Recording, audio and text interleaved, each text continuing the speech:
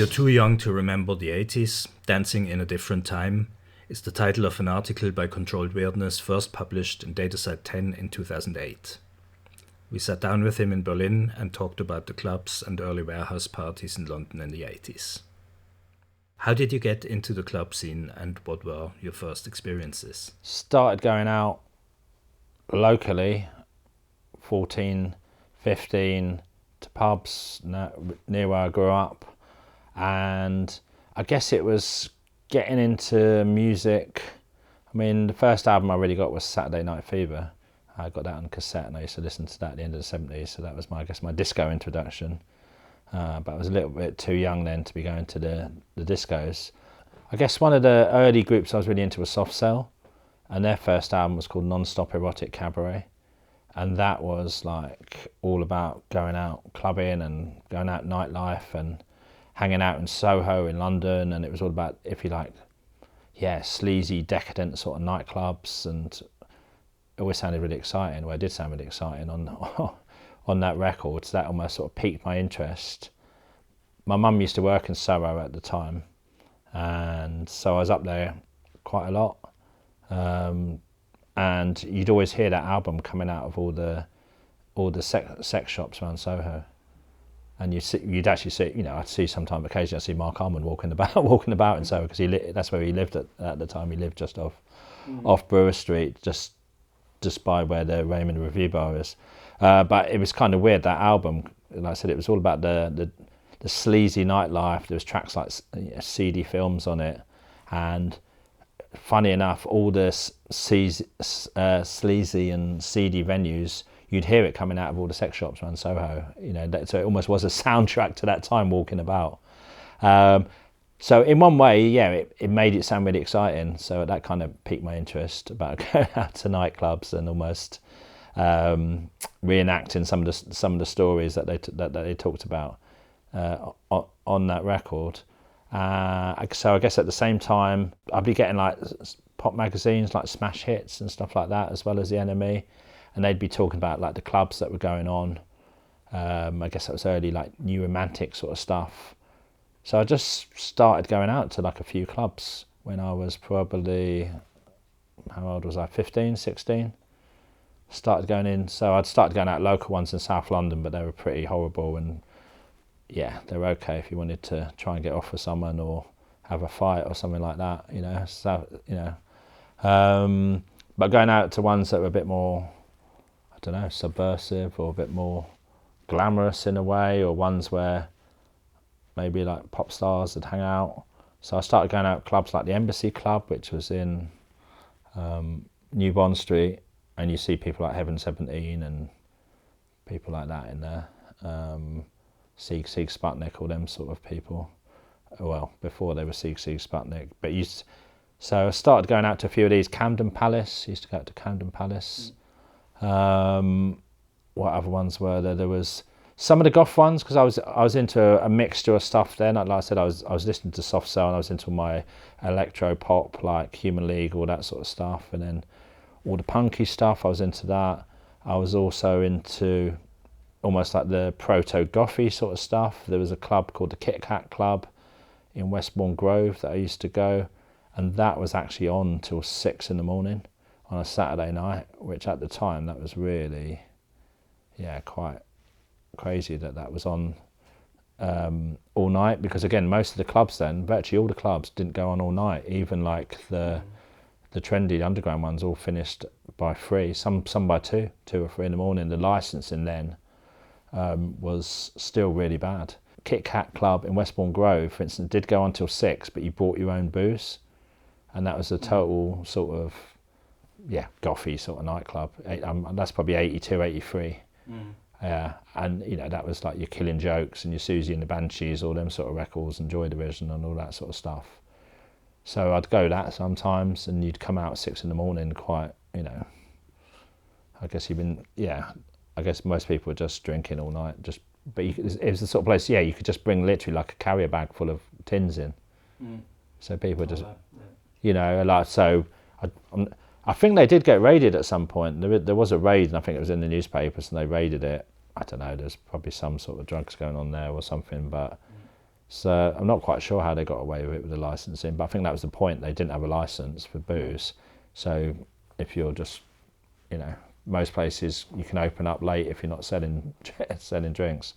So I'd go down there. So yeah, I just started gradually going out to these clubs. That's how it started, really.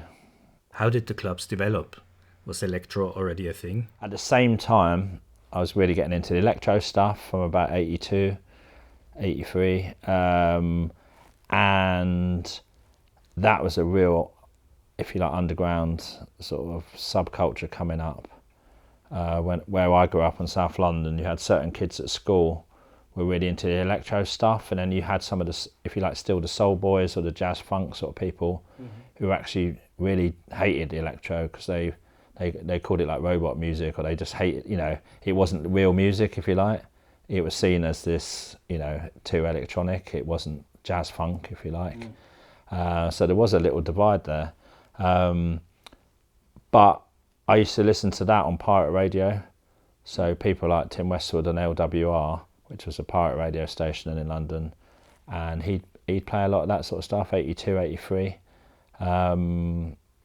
There were record stores in London. I'd go up and buy imports of these records, and that was the start of me, if you like, seeking out some of the harder to get records. So you'd go up to stores like Hitman or Groove Records, and these 12-inch imports would be like £5, which then was, again, I was 15, 16, didn't have loads of money. That was loads of money. So I could literally buy one or maybe two if I had a tenner on me. A UK 12-inch was like £1.99. Maybe it was up to £2 something. Yeah, so paying £4.99, of which I think they were for the imports, was actually loads of money. It was at least double the UK. But they come in these thicker sort of sleeves. They looked different than the UK ones. Sometimes they were shrink wrapped, which you'd never see that in the UK ones, and a lot of times there'd only be a few copies, and if you went in the day that they came out, they might only get 10 copies of this record in, and if they're gone, sometimes they wouldn't come back in. So they were, if you like, hard to get, and then once they were gone, and obviously there was no internet or no way to really find out. So yeah, it was the start of really collecting sort of rare records. I used to hear them on pirate radio, and actually there was a club, I'm not sure if Westwood run it, but there was a club called Spats on Oxford Street, and they used to run that on Saturday afternoons. Okay. And that was, if you like, a bit more aimed at younger crowd going up there, because they could go up there. So they'd have a lot of the break dancers in there, and they'd have people like Cookie Crew and early MCs, UK hip hop crews performing there. I think Westwood was DJing, and it was a tiny little club in Oxford Street. So you'd go up there on a Saturday afternoon.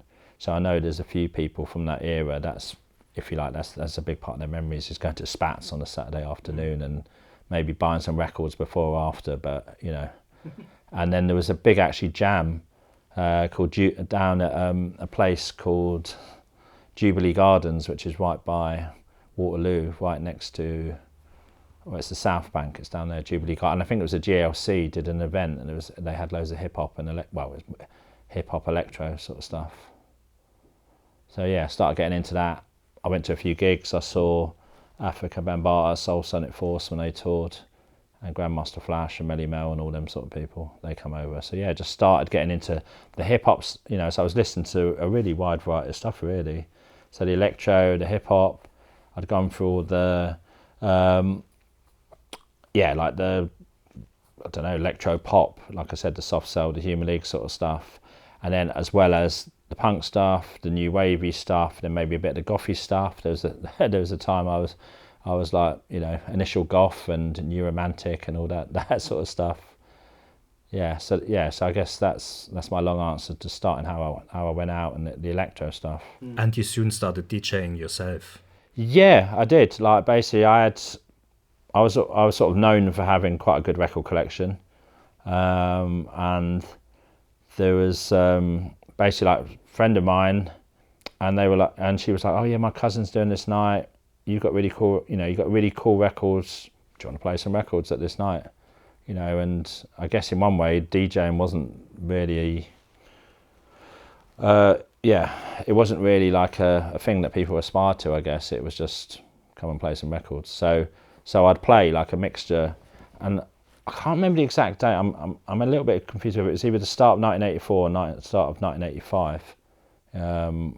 But 84, 85, definitely that era. I just took all the records down, and I'd play these early electro records. I'd play a bit of Northern Soul. I had some Northern Soul records. I play punk records. I play a right mixture of that, the gothy sort of clubby sort of stuff, like You're Killing Jokes and that sort of stuff. And started playing music. But yeah, right across the board, everything. How did things develop from there into the second half of the 80s? Not just the clubs, but also the early warehouse parties. So, like I said, for the early 80s, the clubs shut at like ridiculous times. If you went, like the WAG was another big club, for instance, in Wardour Street, and that place had been the Whiskey A Go Go, which that's why it's called the WAG Club, from the 60s, and I think there was the old jazz clubs there in the 60s. But anyway, the WAG was there. But yeah, a lot of them clubs, like I said, they were shutting at 3 a.m. So, for instance, back then, you could be in Soho, and one of the big hangouts was like Bar Italia, which is still there, the Italian coffee. Yeah. And that was open at 3 a.m. And again, early to mid 80s, not many places were still open. Even in Soho, there wasn't many places still open. If it wasn't a nightclub, everywhere was shut. So actually, that coffee store being open, so you'd see like people like Boy George just hanging out, all the faces hanging outside Bar Italia, just drinking coffee and posing about at 3, 4 in the morning because the clubs were shut then. But pretty much from that era, 82, 83, there started like warehouse parties started happening, and I started going to a few of them as well as the clubs, because the clubs were okay in the West End, but yeah, they were certain clubs you still had to have a dress, they still have someone in the door decide you if you come in. Some of them were conservative, some of them wanted you to be, a bit more like the Blitz, New Romantic sort of stuff. But yeah, the door staff, it wasn't necessarily easy to get into all these clubs. And yeah, the other thing is some of the door staff in the clubs were racist. So like they wouldn't like to let loads of like young black guys in, for instance. So it was a very, if you like, hard. You had to make an effort to get into a club, or there was quite a chance you wouldn't get into these places if you didn't look right, or there was some prejudice about why they were going to let you in. So I started hearing about these warehouse parties that started happening, and I think the first one I heard was this guy Phil Dirtbox ran these parties called Dirtbox, and he just used to put them into random warehouses down near the river, and me and my mate heard about this warehouse party in Rotherhithe, and we went down there the next week because we thought it was like a weekly thing, and it was just desolate around there. It's funny enough, that's the area I live very near to there at the moment. I've lived there for years. Back then it really was still the old docks, and it was literally deathly quiet on a Saturday night, and obviously it wasn't on that the following week because they just done, we didn't realise it was just a one-off sort of thing. But started trying to find out where some more of these warehouse parties were, and again just for, I guess, by meeting people, because I guess the whole other story, probably going on a million different tangents here, but is if you go into stuff like all the places that used to buy clothes, that's where you start hearing about stuff as well. So for instance, Camden Market, that was actually okay then. Camden Market was actually okay on a Sunday, yeah.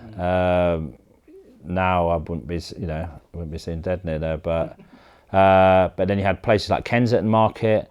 When I first started, I was 15, you would go down the King's Road and go down the shops more like the bottom of the King's Road near where World's End is now. You know, that used to be Sex and, you know, Vivienne Westwood, Malcolm McLaren and all that. But there was loads of other vintage sort of shops down the King's Road, and it still had some cool bits, if you like, in the King's Road in the very early 80s.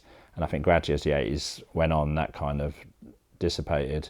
But you'd hear about stuff through places like that. Like I said, Kensington Market was a big one, Camden Market, them sort of markets. You start hearing about, you know, what was going on, and then you just by, if you like, hanging out and making friends, you start hearing about these things.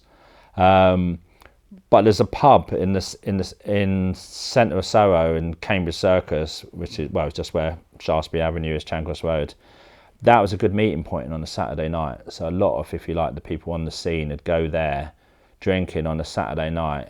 So you'd go in there Saturday evening, and there'd be people in there, and sometimes you'd literally get the name of a place written down on a piece of paper, or people would tell you where the location was. You know, the word would go around. And yeah, after the Spice of Life, Spice of Life, you'd go down, go and find a warehouse. Normally £5 to get in, and basically down by everywhere from, I guess, pretty much from London Bridge, Blackfriars, Waterloo. There was a whole swathe, if you like, even where like Tate Modern is now and stuff like that. All them bits, there was just loads of empty warehouses. It was still undeveloped. It was still definitely quiet. So a lot of the parties went in them warehouses. So you'd literally be going down, empty streets, and then you'd hear some music, pay £5 to get in, and there was no dress restrictions, you know. Unlike the clubs, or some of the clubs. Yeah, unlike a lot of clubs, no colour restrictions. So there'd be a lot more mixed up, if you like. You know, you get people dressed up as well, because people still wanted to dress up, and then again, you'll be in a dirty warehouse, you know. So you got to be, but they'd be playing like, a lot of them were like funk and soul, because that was, if you like, the rare groove scene sort of came in, which is all about sort of rare funk and soul, and that had come in, if you like. That was the underground sort of warehouse sort of scene there. That started early 80s. So I used to go like Family Function, Shaking Finger Pop, which was Norman J and his sort of crew doing parties. There was Soul to Soul. We used to go to some of their parties, original Soul to Soul ones. Westworld. There was a few different people doing these parties. Westworld did these bit more, if you like, glamorous sort of parties, doing up the warehouse, really, you know, almost going into these really weird sort of locations. So some of them were very rough and ready.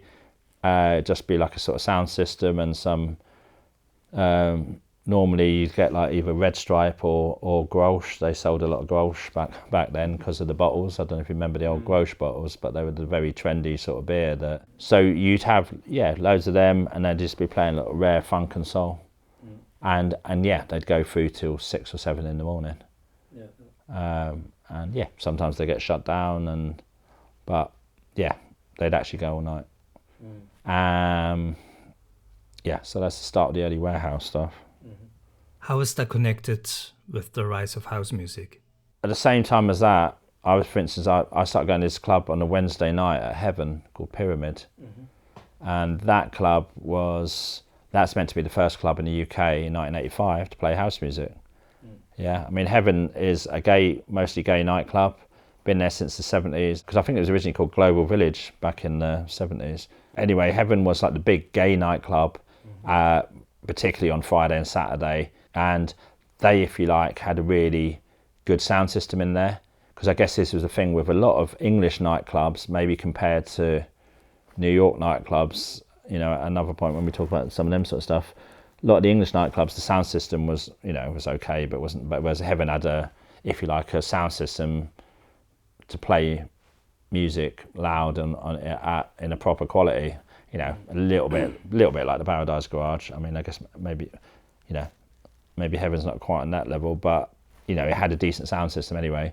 So yeah, they started doing a Wednesday night, which was a little bit more mixed. Kind of didn't mind straight people going in, but sometimes they would actually say on the door, "This is a gay club," you know, or just so that obviously they didn't want homophobic people in there. Just you know, just coming into the. But yeah, so the Wednesday night, and then basically, because Heaven's got loads of different, you know, it's got two main. There was two main. I mean, there's actually three main bits of Heaven, almost three nightclubs in one.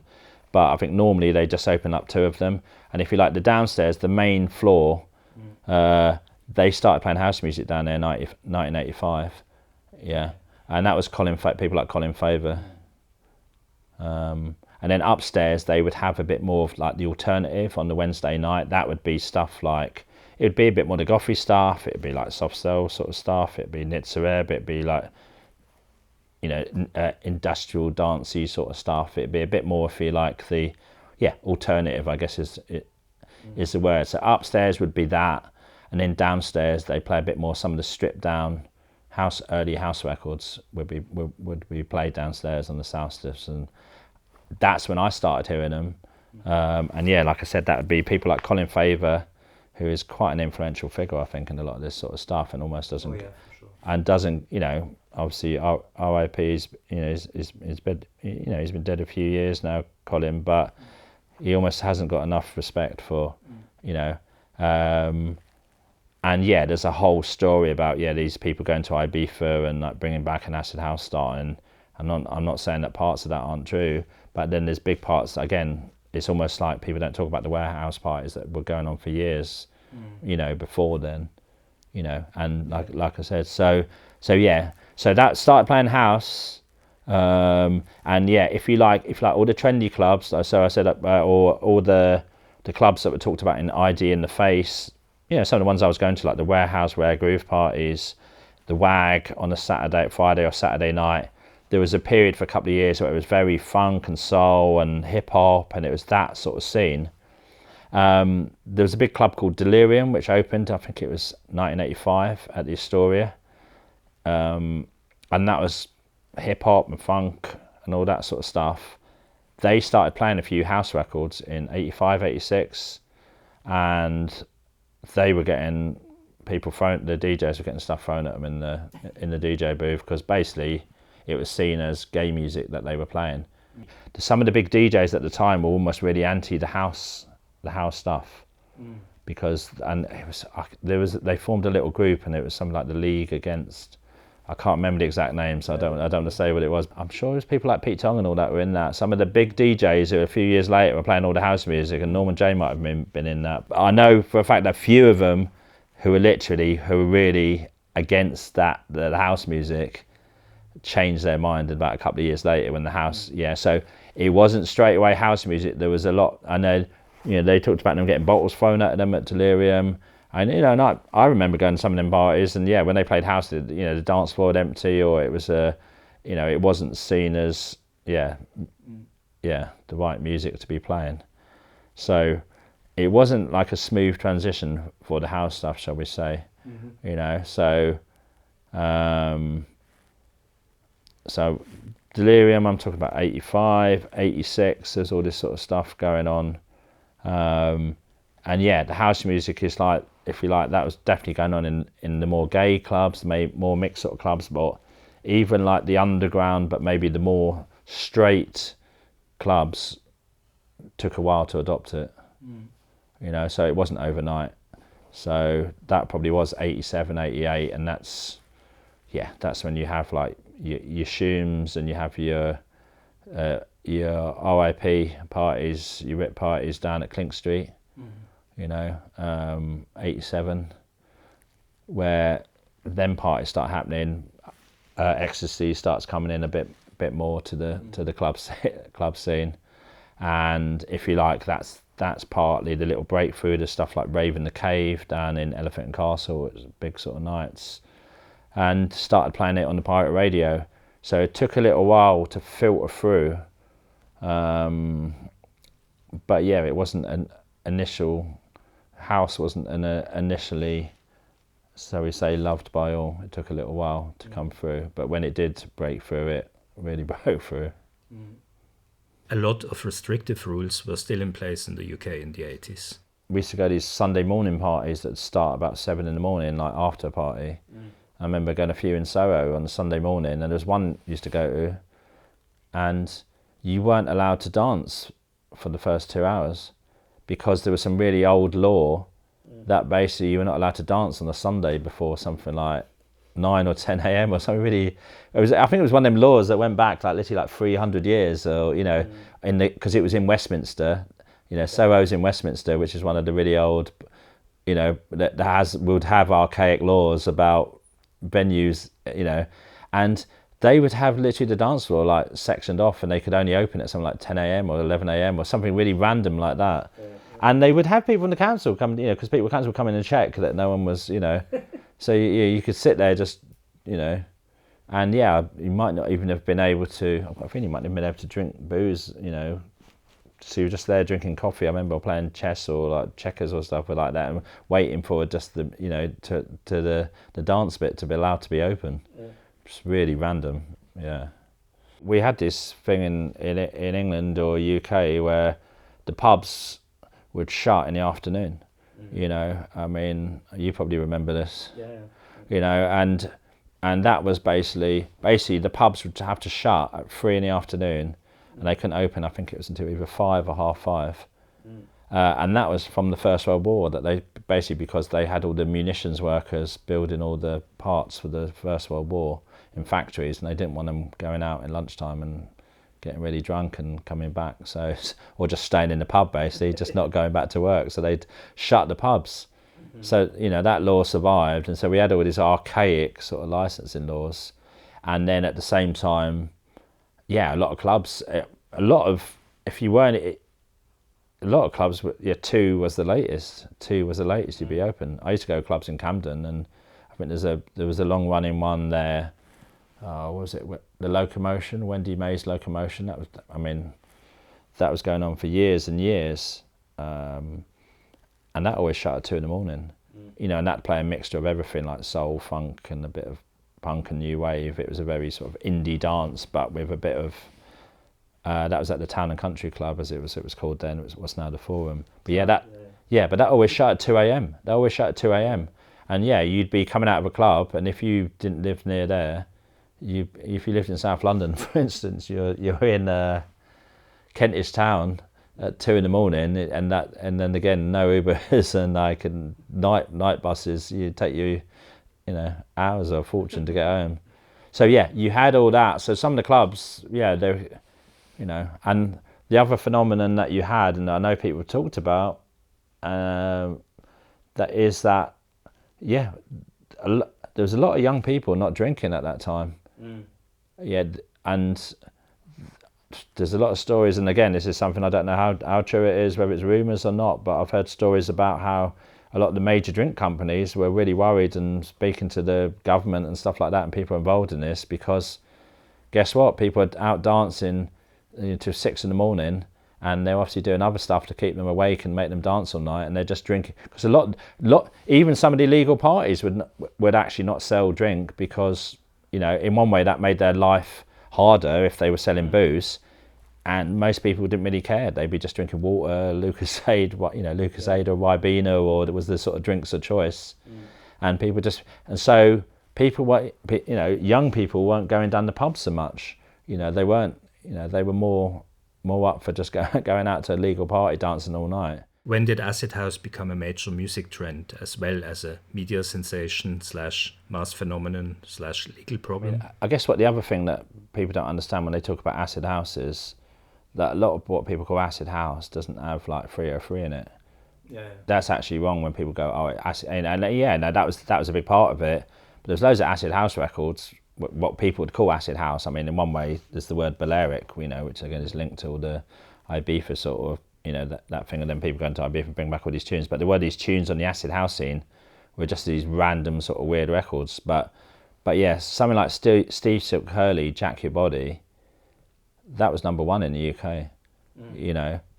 That was number 1 in the UK. Wow. Okay. he did that record in Chicago, and yeah, I don't know. This, I mean, obviously, I'm talking from London centric here, because that's where I grew up. So there was stuff going on up north as well, playing all this music. So obviously, it was, you know, Hacienda and Blackburn and loads of places up north. And a little bit in the article, I talked about going out to places like the Hacienda in the mid '80s, because I was going out. I had a girlfriend who lived up in Bolton, near Manchester. We go to the Hacienda then, and it'd be pretty empty. But yeah, 86, 87, and Sheffield. There was all parties going on around there as well. So that started bubbling under. But yeah, these records started getting into the charts. All the tabloid sort of scandal of these early warehouse parties, and you know, the Sun and all that, doing their spaced out headline and telling people that, you know, all these people doing loads of drugs and dancing all night to acid music, and then obviously everyone thinks, oh, that sounds great, yeah, let's go. You know, and the other thing, you know, the other famous story is them doing their, you know, this new craze come out, and they had their own acid house T-shirt. I'm talking about the Sun here, and then literally within about a month, they were like, you know, got these pictures of people, cartoons of sending your soul to Satan by dancing to acid house. Yeah. So I guess it's the classic thing of what we're good at in the UK is like tabloid frenzy, you know, of, you know, and it's kind of like the media loves all this hype of like a, you know, a new moral panic, you know. So it's almost a bit like, you know, when the Sex Pistols swore on Bill Grundy, it was almost like this new sort of moral panic of evil acid craze, I think they called it. So yeah, I couldn't maybe pinpoint one exact little bit, but I guess it's, like I said, it was a culmination, if you like, of, initially being people very underground gay subculture in a lot of ways, and I guess the drugs coming in, the parties starting to play it, pirate radio, stuff like JFM. There's a guy called Jazzy M again, who's is another guy who doesn't get enough props. For, you know, he was the first person I ever heard play a proper, you know, an acid house with a 303 record. I remember hearing them in '87 when I lived in Finsbury Park, and just tuning in to pirate radio and hearing this mad bleep, you know, weird bleepy acid house things, and thinking, oh God, what the fuck is this?